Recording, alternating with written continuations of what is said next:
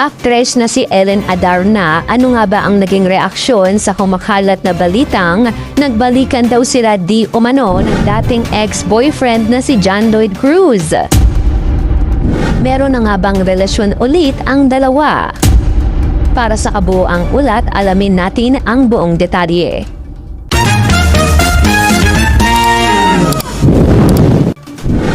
Agaw atensyon ngayon sa social media ang kumakalat na larawan kung saan makikitang magkasama sa isang frame ang dating magkarelasyon na sina John Lloyd Cruz at Ellen Adarna. Ang nasabing reunion ay naganap sa isang tila pribadong pagtitipon kasama ang Senior Vice President ng GMA Network na si Annette Gozon Valdez. Dahil sa bihirang pagkakataon na makitang magkasama ang dalawa, agad itong pinagkaguluhan ng mga netizen at naging sentro ng usapan online. Sa mga larawang ibinahagi, makikitang maayos at civil ang aura ng dalawang celebrity sa kabila ng kanilang nakaraan.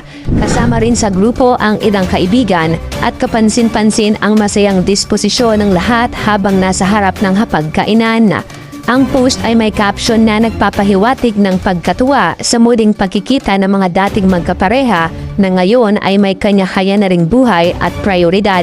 Dahil sa presensya ni Annette Gozon Valdez, hindi na iwasan ng mga marites at fans na mag-isip kung mayroon bang nilulutong bagong project para sa dalawa sa bakuran ng Kapuso Network.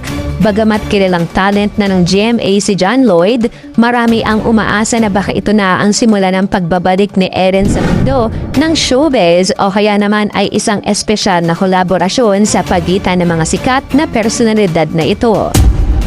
Sa ngayon, nananatiling tikom ang bibig ng magkabilang panig kung ito ba isang simpleng catch-up lamang o may malalim na dahilan sa likod ng kanilang pagkikita. Sa kabila ng mga espekulasyon, marami ang humanga sa ipinakitang maturity ni na John Lloyd at Ellen na nagpapatunay na posible pa ring maging kaibigan o maging komportable sa isa't isa alang-alang sa magandang alaala at profesionalismo.